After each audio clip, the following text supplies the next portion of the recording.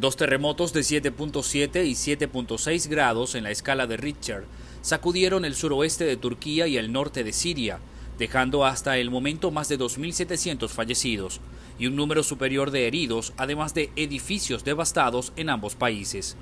Las autoridades notificaron que hay al menos 14.000 heridos. En Turquía la cifra de muertos es de 1.651 personas y 11.119 heridos, según los datos del Ministerio de Sanidad. Entre tanto, en Siria hay dos versiones de cifras, debido a que una zona está bajo el control del gobierno y otra en manos de los rebeldes. La zona controlada por el Estado registró al menos 570 muertos y 1.403 heridos. La región controlada por la oposición contabilizó 480 víctimas mortales y unos 1.500 heridos. Los cuerpos de rescate intentan sacar a las víctimas de los escombros de las más de 1.500 edificaciones destruidas. Sin embargo, las bajas temperaturas complican las labores humanitarias.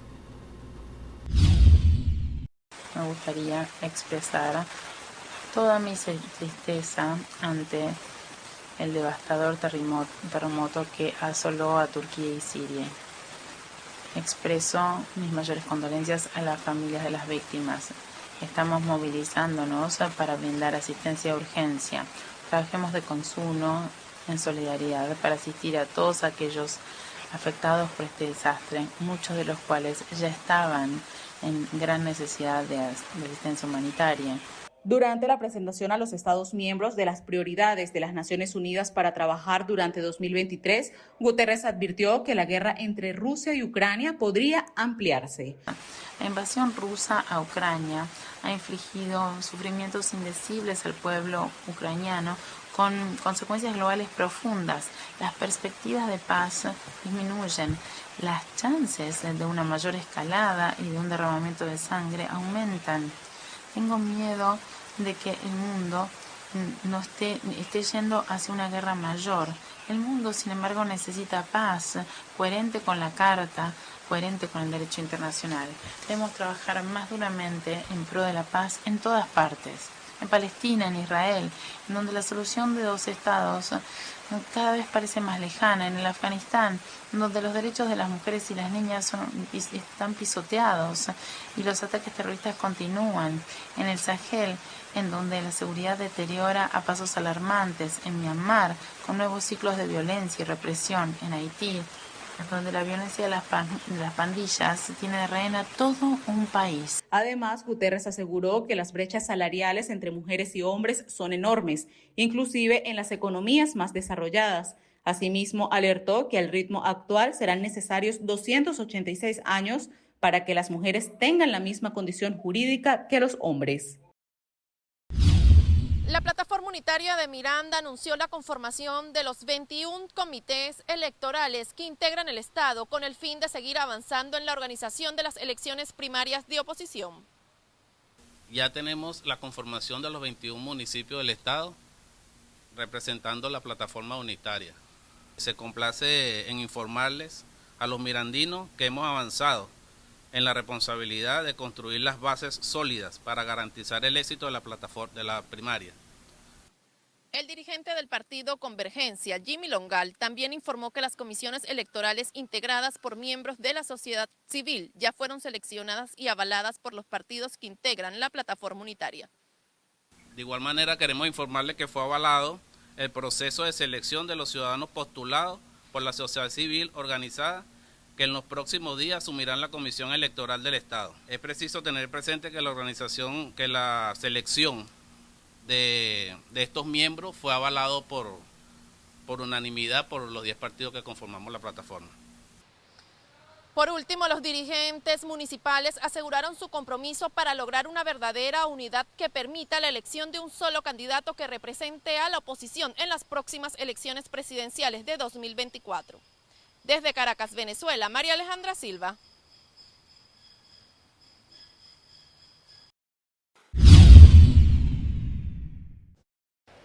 Desde la plataforma Creemos Alianza Ciudadana hicieron un llamado de atención a los partidos políticos a dejar a un lado los intereses individuales y enfocarse en lo que será la elección de un candidato único para la oposición de cara a las elecciones presidenciales del 2024.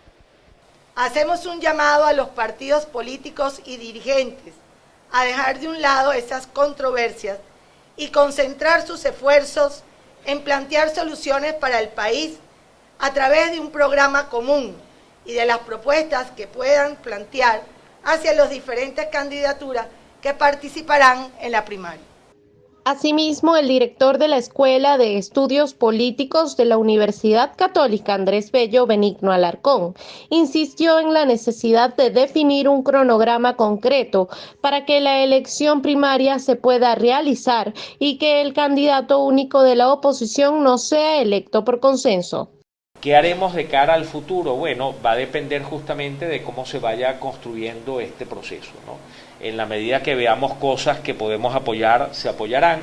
En la medida que encontremos cosas que sentimos que no van por el camino correcto, lo diremos, como hoy llamamos la atención sobre los peligros que la primaria enfrenta y la necesidad de anunciar ya un cronograma y una fecha, porque no podemos seguir postergando el proceso, no podemos permitir que el gobierno nos madrugue con un anuncio como el del 2018, donde las elecciones se hicieron 7 meses antes de lo que correspondía. Entonces yo creo que hay que ir definiendo estos procesos y para eso, bueno, el acompañamiento y los llamados de atención de la ciudadanía son fundamentales en este proceso. Con respecto a la participación o no del Consejo Electoral en el proceso de primarias, Alarcón indicó que es un tema delicado, pues el mismo puede causar desconfianza en un sector de la población.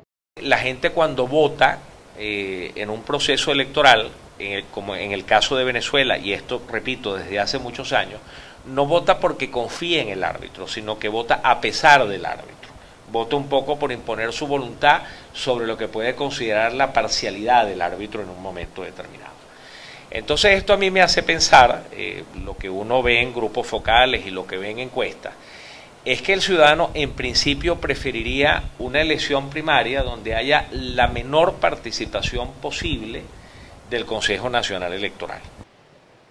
Por último, desde Creemos Alianza Ciudadana convocaron a una actividad pautada para el próximo sábado 11 de febrero, en la que hicieron un llamado a la participación de la sociedad civil para articular diversos planes en torno a la elección primaria. Desde Caracas, Venezuela, Irene Mejías. La Asociación de Ganaderos del Estado Táchira realizó esta denuncia y asegura que actualmente los productores nacionales están en pérdidas.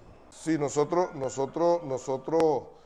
hemos visto cómo lamentablemente en los últimos meses se ha inundado el mercado nacional con una carne que viene de Estados Unidos y que por el Tratado de Libre Comercio con Colombia traen a Colombia y luego es pasada por los puestos fronterizos hacia Venezuela y llegando al centro del país.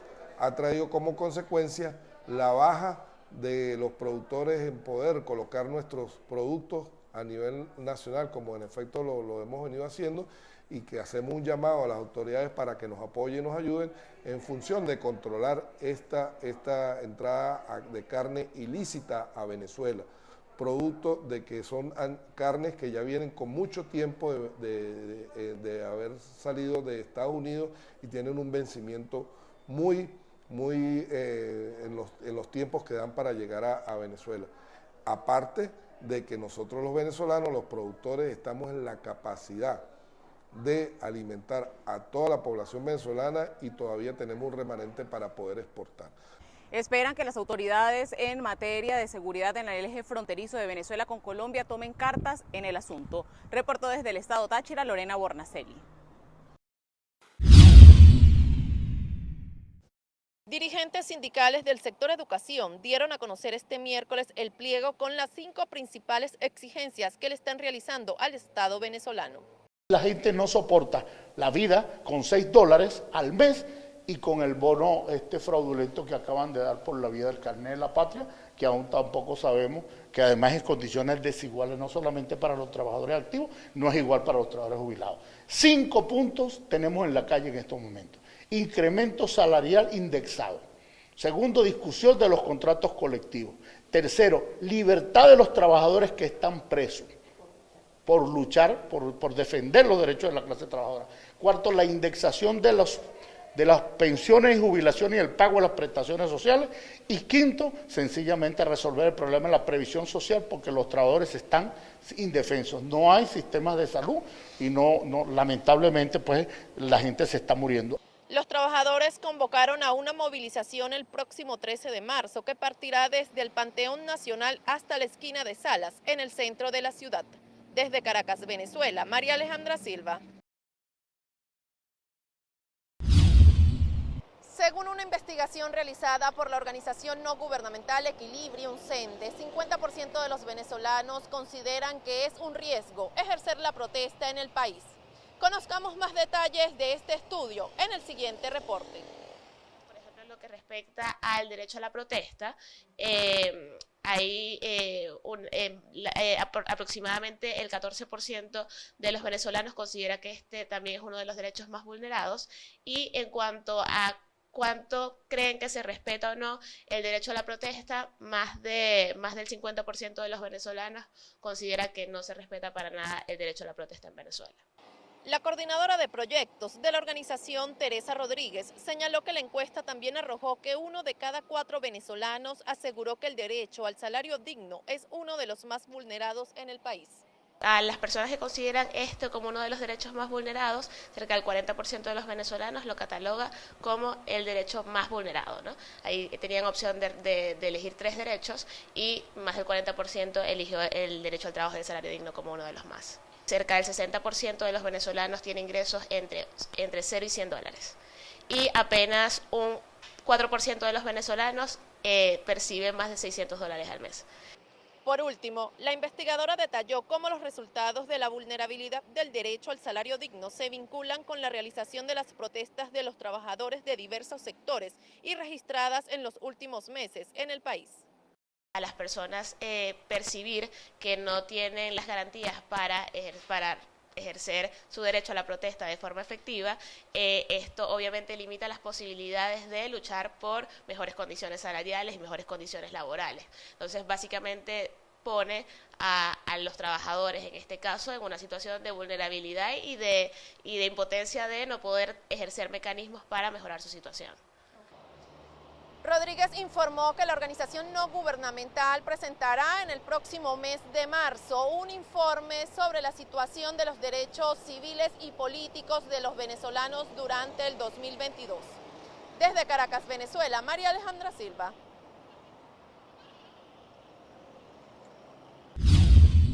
Los incendios forestales en Chile han dejado al menos 26 víctimas mortales, unos 1.200 heridos y aproximadamente 1.500 viviendas afectadas. Así lo señalaron las autoridades. El presidente Gabriel Boric decretó estado de excepción constitucional de catástrofe en las regiones más afectadas, Ñuble, Biobío y la Araucanía. Entre tanto, la ministra del Interior, Carolina Toja, informó que hay unos 311 incendios a nivel nacional, de los cuales 180 se encuentran controlados y 84 en combate. Los demás son de menor categoría. Además, el Servicio Nacional de Prevención y Respuesta ante Desastres informó que 270.000 hectáreas fueron destruidas por el fuego que desde el 1 de febrero azota a Chile, mientras que la Corporación Nacional Forestal señaló que 309.000 hectáreas han sido afectadas en todo el país. Asimismo, se conoció que hay al menos 5.600 bomberos. Muchos de ellos son voluntarios que luchan contra las llamas que podrían extenderse en otras regiones. Brigadistas internacionales enviados por España y México se desplegaron para ayudar a apagar los incendios.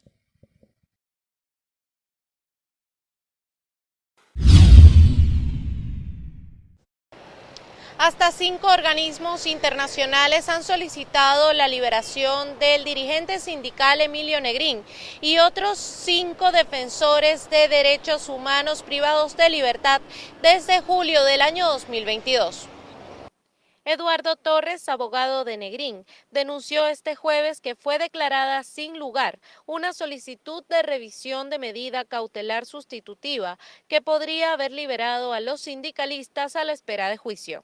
La juez del Tribunal Segundo de Juicio, con competencia en terrorismo, no podrá decir nunca que no fue notificada de que hay 5 mecanismos internacionales en materia de derechos humanos que están solicitando la libertad de los compañeros. Incluso 2 relatorías de la ONU, la libertad de asociación y de la libertad en casos con respecto al terrorismo, han dicho en un mandato del relator especial de estas 2 relatorías en comunicación enviada a Nicolás Maduro, han establecido que se está haciendo un abuso de la medida restrictiva de libertad. El jurista enfatizó además que el proceso judicial contra los 6 dirigentes ha sufrido de presuntas vulneraciones constitucionales. Ellos fueron detenidos sin órdenes de allanamiento, sin órdenes de detención. No se nos permitieron las copias del expediente, de tal manera que la defensa que nosotros hemos desarrollado ha sido por anotaciones que hemos realizado. Y de los supuestos medios probatorios, que eran elementos de convicción en el Tribunal Segundo de Control de Terrorismo, no fueron exhaustivamente revisados. Esas mismas pruebas, esos mismos supuestos elementos de convicción establecen que no solo Emilio Negrín, sino que todos los luchadores no han cometido delito alguno. El abogado además dio a conocer que el juicio contra Emilio Negrín y los otros 5 dirigentes y defensores de derechos humanos se reanudará este viernes y que de ser declarados culpables podrían enfrentar penas de hasta los 15 años de prisión. Desde Caracas, Venezuela, Irene Mejías. Docentes se apostaron en los alrededores de la avenida Francisco de Miranda, donde se declararon en asamblea permanente en exigencia de salarios dignos. No podemos ver que en el país no hay para pagarle a los docentes, se hacen obras de envergadura como el estadio, se hacen otras cosas y los maestros siguen y los pensionados. Entonces de nada vale tener una pensión de 130 bolívares a los jubilados también de la alcaldía, del municipio y de la nación, cuando no les alcanza para un remedio. Durante la manifestación pudimos conocer el testimonio de la señora María Francia Cardosa, docente de profesión y paciente con lupus, que narró las vicisitudes de su día a día. Yo tengo ya 11 años diagnosticada con lupus, tengo un hijo diabético tipo 1 y tengo que estar metida en los hospitales y pidiendo a mis compañeros para poder realizar un examen o comprar una medicina. Yo he estado activa con mi enfermedad y sin embargo eso no me impide dejar de luchar. Cardosa explicó que lo que devenga de su actividad profesional no le permite adquirir el tratamiento necesario para su enfermedad. Yo cobro solamente $5. El salario no me alcanza para nada, solamente puedo comprar medio cartón de huevo, medio kilito de queso y que si acaso una harina pan. Y eso para no comer harina de esa que nos dan las bolsas del CLA, porque eso nos hace daño. Eso es lo que me alcanza el salario. Mi mayor miedo es dejar a mis hijos solos, porque yo misma no me estoy cuidando, yo no estoy tomando medicamentos y esta enfermedad es una montaña rusa. Hay días que estoy bien, pero hay días que no. Hay días que mi debilidad es tan grande que no me puedo ni parar. Y igual ver a mi hijo que también la diabetes es una montaña rusa. Hay días que tiene las glicemias altas, hay días que tiene hipoglicemia porque no se alimenta bien, porque no le puedo dar las meriendas como son. Entonces mi mayor temor es que podamos perder la vida. Docentes aseguraron que continuarán durante los próximos días con diferentes acciones de calle, entre tanto no sean escuchados por la administración madurista. Desde Caracas, Venezuela, Irene Mejías. A esta hora me encuentro en un hotel cerca del Aeropuerto Internacional Dulles en Virginia, donde están siendo traídos los presos liberados este jueves, siguiendo un protocolo de seguridad que se complementa también con una revisión médica y un papeleo legal. De acuerdo a la Casa Blanca, ha anunciado que el estatus de estas personas será el de un parol humanitario durante 2 años. Hoy en Washington, también desde la Casa Blanca, el Congreso, oficiales del sector humanitario han visto con buenos ojos este gesto del gobierno nicaragüense y se espera que también sea un paso para allanar un camino hacia las libertades de la democracia y los derechos humanos, además de un punto de partida para iniciar los diálogos entre Estados Unidos y Nicaragua. Desde las inmediaciones del Aeropuerto Internacional de Dulles en Virginia, Divalicet Cash.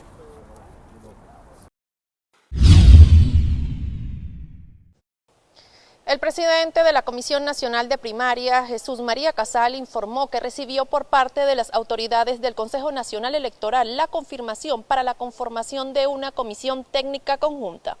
Se trata de la solicitud de que podamos utilizar los centros de votación para la elección primaria, también la realización de jornadas especiales de actualización del registro electoral, inscripción de jóvenes en el registro electoral, actualización de la dirección del registro electoral en territorio venezolano y la formación de una comisión técnica para trabajar estos temas y pues hemos recibido la noticia de que ha sido aprobada la conformación de esta comisión y que pronto se instalará. Casal también mencionó que el próximo miércoles 15 de febrero presentarán al país el cronograma y fecha definitiva en la que se celebrará la primaria de oposición. Los venezolanos quieren una primaria, quieren una definición, una certeza sobre la primaria, por eso nosotros decidimos organizar ese acto y vamos a anunciar este 15 de febrero a las 10 de la mañana en el Anfiteatro del Latillo.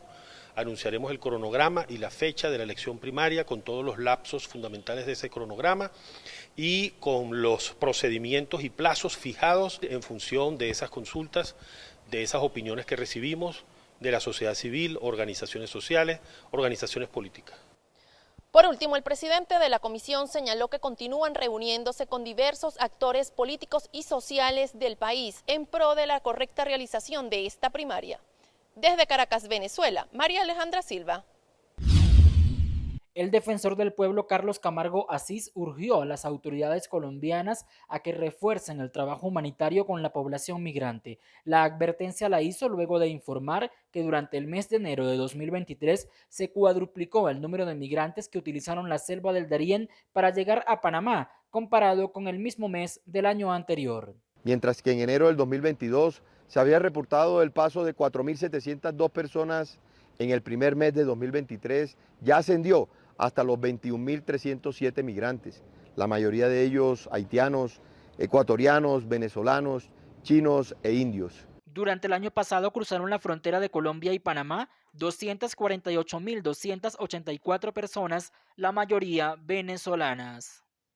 Entre las que se destacan 150.327 venezolanos, 29.356 ecuatorianos, 22.435 haitianos, 5.961 cubanos y 5.064 colombianos.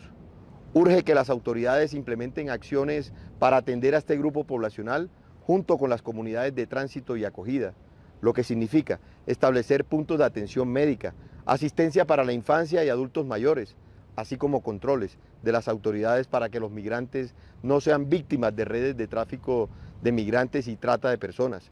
Otro de los llamados que hizo el defensor fue a la Superintendencia y al Ministerio de Transporte para que verifiquen las condiciones de las unidades en las cuales se desplazan los migrantes. Ello lo hizo al recordar el accidente que se presentó el pasado martes en horas de la noche entre los municipios de La Beiba y Mutatá en el departamento de Antioquia. Allí quedaron 24 personas heridas, 5 de ellas de gravedad.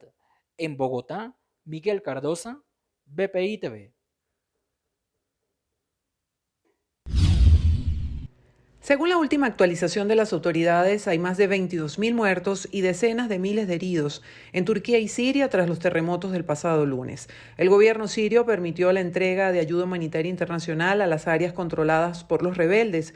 Sin embargo, Antonio Vitorino, director general de la Organización Internacional para las Migraciones, señaló que aún no han recibido información para ingresar a esos territorios. Además, se conoció que 2 convoys de la Organización de las Naciones Unidas que transportaban ayuda ingresaron al noroeste controlado por los rebeldes a través del único cruce fronterizo autorizado en Turquía, mientras que el gobierno sirio recibió aviones cargados de ayuda de países de todo el mundo.